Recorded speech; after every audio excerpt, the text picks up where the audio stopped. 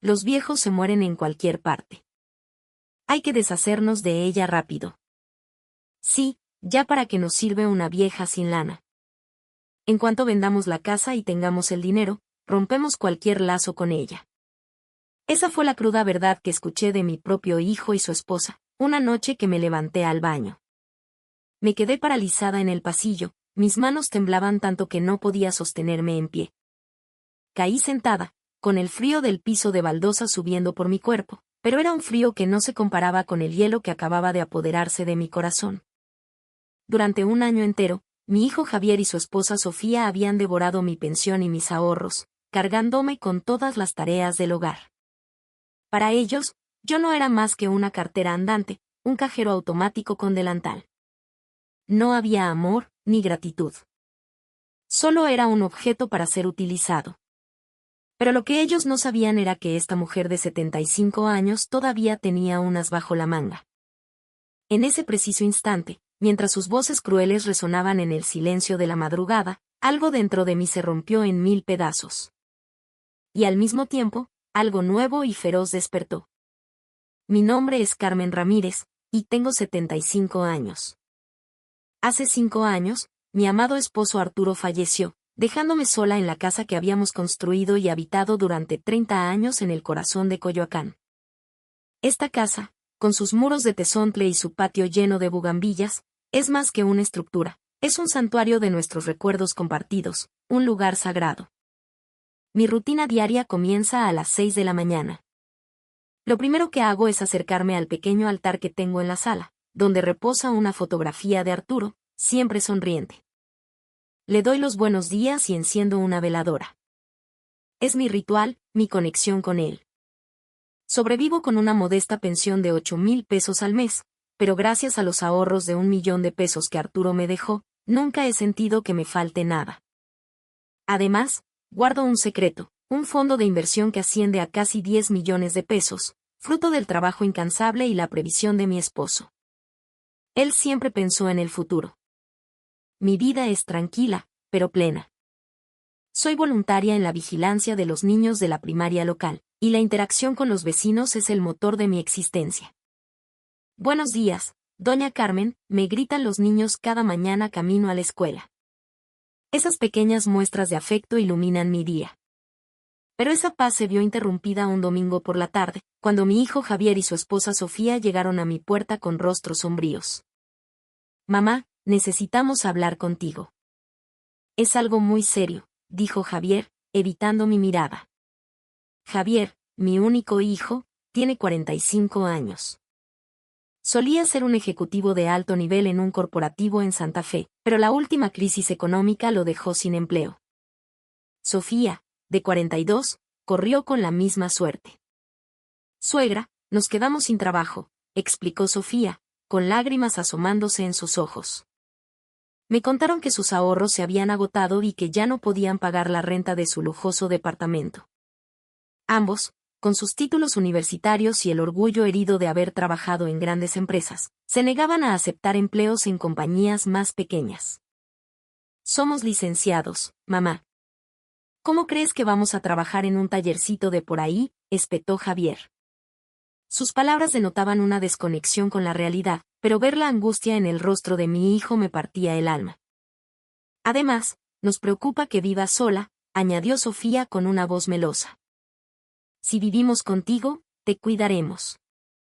Te ayudaremos con la casa, así tendrás menos carga. La propuesta sonaba razonable. Es cierto que vivir sola a mi edad tiene sus riesgos. Tenerlos cerca sería un consuelo. Claro que sí, hijos. ¿Qué cosas dicen? Para eso está la familia, para apoyarse en los momentos difíciles, respondí sin dudarlo. Ver el sufrimiento de mi hijo me impedía negarme. Ayudar a la familia cuando lo necesita es lo más natural del mundo. Al día siguiente, llegaron con enormes maletas. Despejé la habitación de huéspedes y así comenzó nuestra nueva vida familiar. Gracias, suegra, de verdad. Le prometo que en cuanto nos recuperemos, le pagaremos cada centavo y mucho más, dijo Sofía con una sonrisa que, en ese momento, me pareció sincera. los recibí con los brazos abiertos. La casa, que a menudo se sentía vacía y silenciosa, volvía a llenarse de conversaciones y vida. Era como un bálsamo para mi soledad. Sin embargo, la primera señal de que algo no andaba bien apareció pronto. Yo, como siempre, me levantaba a las 6 para preparar el desayuno, pero ellos no salían de su habitación hasta pasadas las 9. La primera vez que Sofía apareció en la cocina, lo primero que dijo fue: «Suegrita, ¿podríamos usar ingredientes un poco más orgánicos? Es que soy muy sensible a los aditivos». Yo, acostumbrada a comprar las ofertas del mercado de la colonia, comencé a adquirir productos más caros, pensando en su bienestar. Pronto, también se adueñaron del televisor. Mis telenovelas clásicas y las películas del cine de oro que tanto disfrutaba fueron reemplazadas por series extranjeras que yo no entendía. Pobres, han pasado por mucho, deben estar agotados, me decía a mí misma, intentando ser paciente y comprensiva. Al cabo de un mes, la promesa de ayudar con las tareas del hogar se había desvanecido por completo. La responsabilidad de la casa recaía enteramente sobre mis hombros. «Suegra, ¿limpió bien mi cuarto?». «Le recuerdo que soy alérgica al polvo», me reclamó Sofía un día, pasando el dedo por un mueble con aire de superioridad. «Mamá, nuestra ropa lávala aparte, por favor». «Es que mi piel es muy delicada», añadía Javier con la misma naturalidad. La promesa de ayudar había sido olvidada. Se pasaban el día durmiendo hasta tarde, y en cuanto se levantaban, exigían la comida. No era raro verlos abrir cervezas desde el mediodía, pasando las horas en el sofá sin hacer absolutamente nada. A los 2 meses de convivencia, Sofía me abordó con un nuevo plan. «Suegra, con su pensión no nos alcanza. Una familia de 3 necesita por lo menos 40,000 pesos al mes.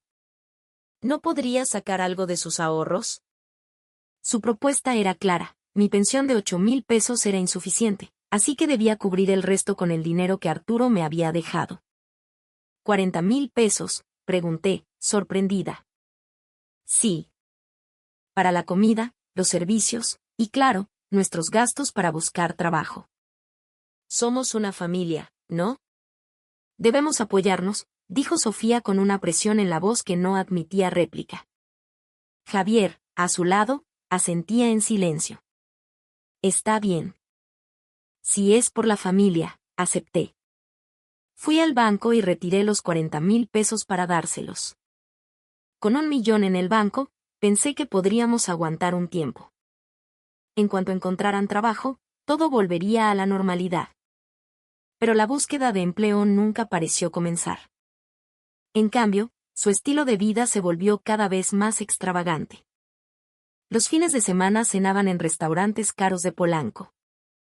Sofía llegaba a casa con bolsas del Palacio de Hierro, llenas de cosméticos de marca y bolsos de diseñador. Javier, por su parte, desarrolló una afición por las casas de apuestas, desapareciendo varias tardes a la semana. «Sofía, qué bonita tu bolsa nueva», le comenté una vez, tratando de ser amable. «Gracias, suegra. Es que la necesito para las entrevistas de trabajo». Realmente creía que yo era tan ingenua como para pensar que un bolso con un logo de lujo gigante era apropiado para una entrevista. La imagen de ambos bebiendo cerveza en el sofá mientras yo trapeaba el piso se convirtió en una estampa cotidiana. «Buscar trabajo es agotador, mamá», se quejaba Javier cuando le preguntaba, pero nunca me daba detalles concretos. Peor aún, en sus días de mal humor, llegaba a gritarme. Un día, a los 5 meses de su llegada, mientras limpiaba la cocina, sentí un mareo terrible y me desmayé. Perdí el conocimiento y caí al suelo. Fue Sofía quien me encontró. «Ay, no. Ya empezó tu madre con su drama», escuché su voz a lo lejos, como un eco helado. «Los viejos son tan fastidiosos», añadió la voz de Javier. «Ni se te ocurra llamar a una ambulancia, los vecinos van a empezar a chismorrear. Mejor esperemos a que se le pase». 2 horas después, cuando recuperé la conciencia, estaban de pie, mirándome con desdén. «Mamá, qué exagerada eres», dijo Javier. «Por cierto, ¿vas a poder hacer la cena o no?». Me hablaron como si yo fuera la que les causaba un problema. Sometían a una mujer de 75 años a todo el trabajo de la casa y, cuando mi cuerpo cedía, me acusaban de fingir. Fue en ese momento que empecé a darme cuenta de que algo estaba profundamente mal. Pocos días después, mi vecina y amiga de toda la vida, doña Elvira, me encontró en el mercado y me dijo con preocupación: Carmen, te veo muy delgada. ¿Estás bien? Tienes mal color. Estoy feliz con mi hijo y mi nuera, Elvira. Solo un poco más ocupada, es todo, respondí con una sonrisa forzada. Pero al llegar a casa, Sofía me reprendió. Suegra, le voy a pedir que limite sus salidas con las vecinas. No quiero que ande contando nuestras cosas por ahí. Nos puede perjudicar. Además, esas amistades cuestan dinero, agregó Javier.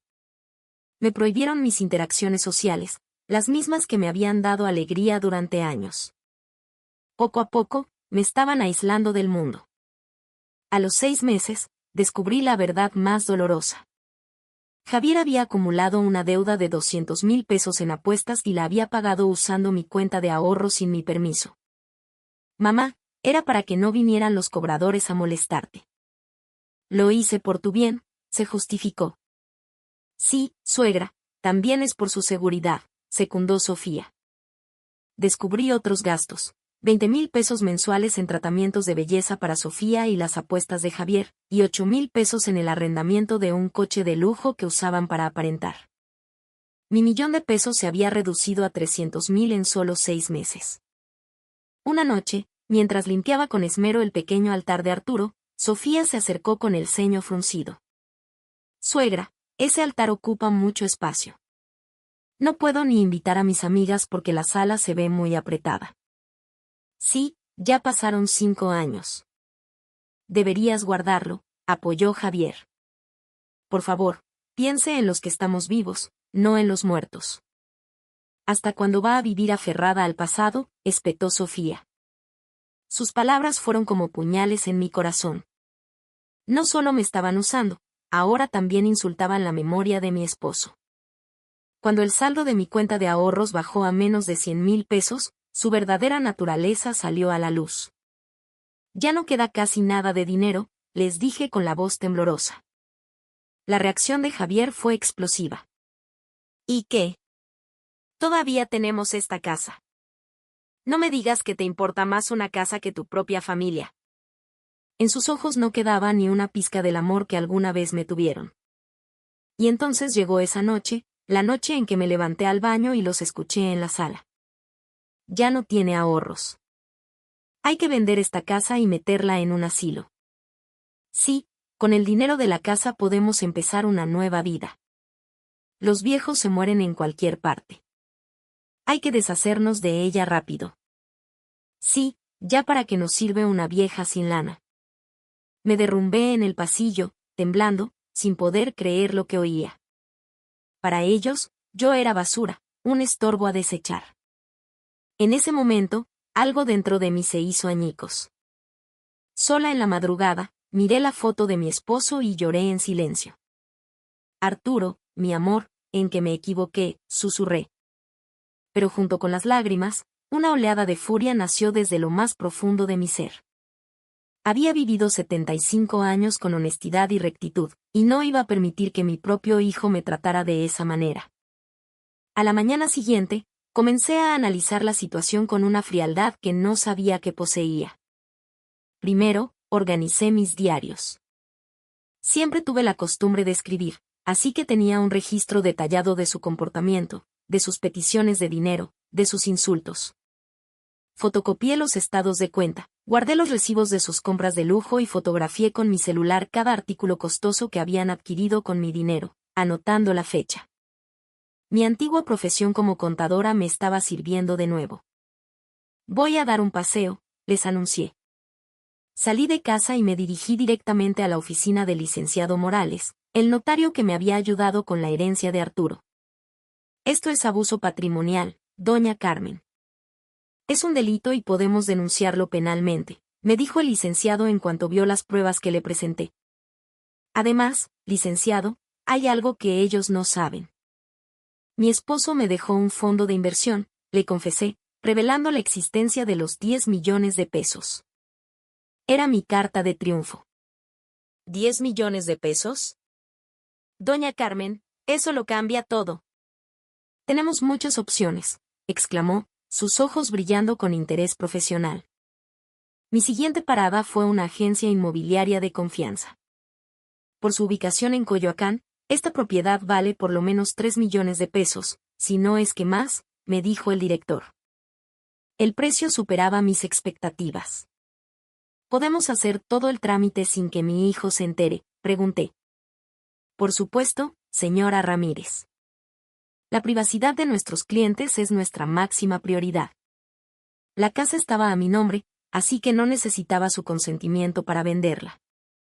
Buscando en Internet, encontré la propiedad perfecta para mi nueva vida, una pequeña casa de adobe en un pueblo tranquilo cerca de Pátzcuaro, Michoacán. Costaba 600,000 pesos, tenía un jardín amplio y estaba cerca de unas aguas termales y una biblioteca pública. Era un lugar sereno, habitado por gente de mi edad. Aquí, Arturo estaría feliz. Es el lugar perfecto para empezar de nuevo, pensé. Les dije a Javier y Sofía que tenía una cita médica y viajé para ver la casa. Me enamoré al instante. La compré ese mismo día. A mi regreso, comencé a recolectar pruebas de manera más sistemática. Compré una pequeña grabadora digital y la dejé escondida en la sala. Lo que grabé superó mis peores pesadillas. ¿Esa vieja, cuándo piensa morirse? Ya quiero vender la casa y disfrutar nuestra vida. El asilo más barato que encuentres, al fin y al cabo, no va a durar mucho. Cada palabra era una prueba contundente que podría usar legalmente. Mientras tanto, frente a ellos, seguí interpretando el papel de la madre sumisa y abnegada. Qué bueno que llegaron, hijos. ¿Tuvieron un buen día buscando trabajo? Sofía, qué guapa te ves. ¿Vas a salir? Que te diviertas.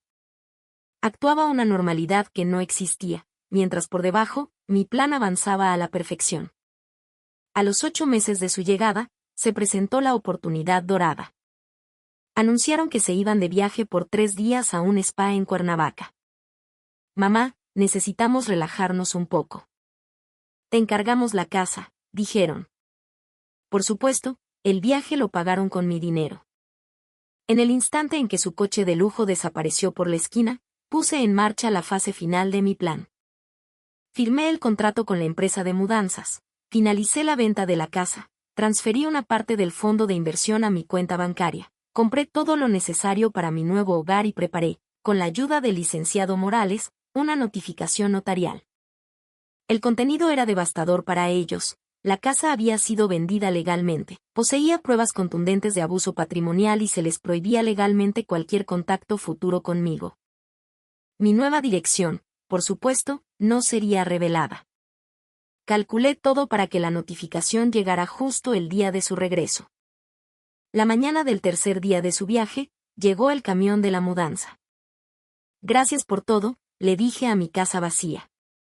Solo empaqué el altar de Arturo, mis álbumes de fotos y mis objetos personales. Los muebles, los electrodomésticos y todos los artículos de lujo que ellos habían comprado con mi dinero fueron recogidos por una empresa de segunda mano.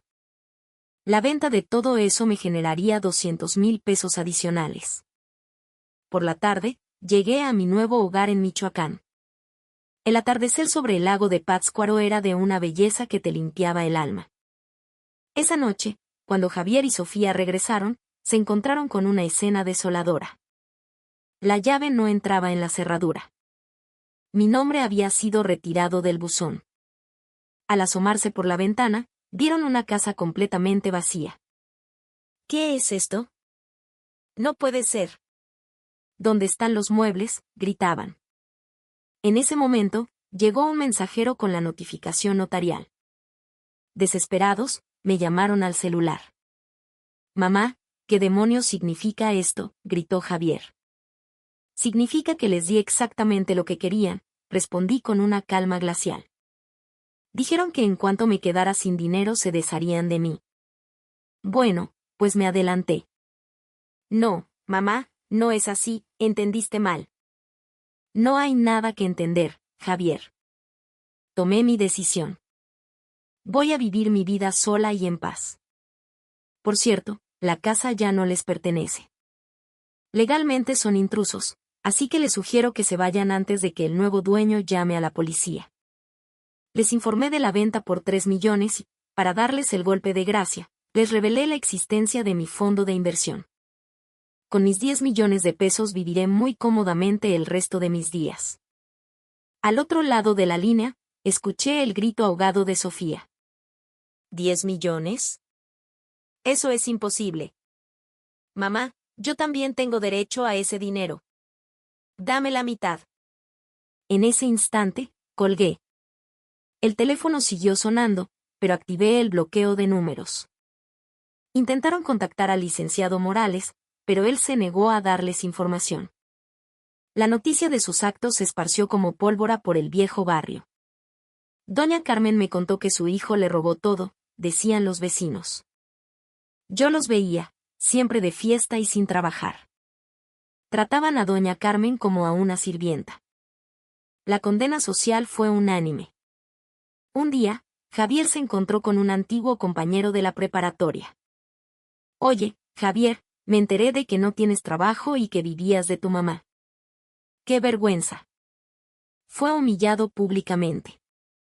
Un mes después, su vida era un caos. Fueron desalojados del apartamento que habían alquilado, sus tarjetas de crédito fueron bloqueadas y sus nombres ingresaron al buró de crédito. Sofía acudió a sus padres, pero ellos, enterados de la situación, le cerraron la puerta. Tu suegra nos lo contó todo. ¡Qué vergüenza! Eres la deshonra de la familia. No vuelvas a poner un pie en esta casa. Perdieron su último refugio. 2 meses después, su solicitud para una vivienda de interés social fue rechazada. Terminaron haciendo trabajos esporádicos y durmiendo en hoteles de paso y cibercafés. Sofía intentó trabajar en una tienda departamental, pero su orgullo la hizo renunciar a la semana. 5 meses más tarde, su relación se desmoronó entre peleas constantes. Todo es culpa de tu estúpida madre. Arruinó mi vida. Tú también me engañaste. Nunca me dijiste de los 10 millones. Se culpaban mutuamente sin cesar. Finalmente, recibieron una última comunicación del licenciado Morales. Se iniciaría un proceso legal para despojarlos de cualquier derecho de herencia debido al abuso comprobado. Legalmente, estaban acabados. Mientras tanto, mi nueva vida superaba todas mis expectativas. Me despertaba cada mañana con el canto de los pájaros. Saludaba a Arturo, cuidaba de mi huerto y pasaba las tardes en el centro comunitario con mis nuevos amigos. Doña Carmen, qué bueno que se vino de la capital. Ha traído mucha alegría a este lugar, me decían. Me sentía parte de una verdadera comunidad. Los 10 millones de pesos, bien administrados, crecían. Doné una parte a un orfanato local. El dinero, descubrí, debe usarse para crear felicidad, no para alimentar la codicia. De vez en cuando, me llegaban noticias de mi hijo. Consiguió un trabajo de limpieza en la construcción, pero apenas le alcanzaba para vivir. Sofía, incapaz de mantener un empleo, lo abandonó. Se dice que terminó en la calle. Ha pasado un año desde que empecé mi nueva vida. Un año en el que mi salud ha mejorado drásticamente. El estrés y la presión alta desaparecieron. He retomado viejas pasiones y descubierto nuevas. Me uní a un taller de alfarería y a un coro local. Mi vida es rica y plena. De Javier, a veces recibo cartas a través del despacho del licenciado. Mamá, perdóname. Fui un tonto. Déjame volver a intentarlo. Pero la confianza rota no se puede reparar. Nunca le respondo. En este año, he encontrado una nueva familia.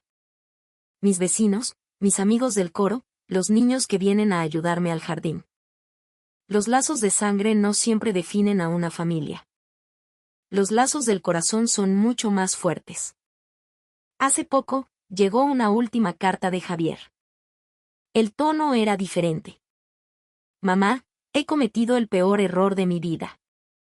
Ahora que estoy solo, entiendo el daño que te hice. No puedo pagarte el dinero, pero quiero que sepas que estoy intentando ser una mejor persona. Rezo para que seas feliz. No volveré a molestarte. Este es mi último adiós. Lo siento mucho. No sentí nada al leerla. Su arrepentimiento llegaba demasiado tarde. Cada mañana, frente al altar de Arturo, le cuento mis novedades. Estoy tan feliz, mi amor. Gracias al dinero que me dejaste, pude renacer. Lo de nuestro hijo fue una gran tristeza, pero es parte del pasado. Ahora tengo gente maravillosa a mi alrededor. Viviré el resto de mi vida honrando tu memoria y la oportunidad que me has dado. Si mi historia puede servir de algo, es para decirles que nadie, ni siquiera la familia, tiene derecho a tratarte con crueldad. La edad no es una barrera para empezar de nuevo. Yo, a los 75 años, reclamé mi vida. Con la llegada de la primavera, mi jardín no solo da verduras, sino también flores de todos los colores. Tulipanes, geranios, cempasúchil. Verlas florecer me recuerda que yo también puedo seguir floreciendo. Cuando los niños del pueblo vienen y me dicen, qué bonitas flores, doña Carmen, siento una felicidad pura y profunda. Esta es mi verdadera familia. Esta es mi verdadera felicidad.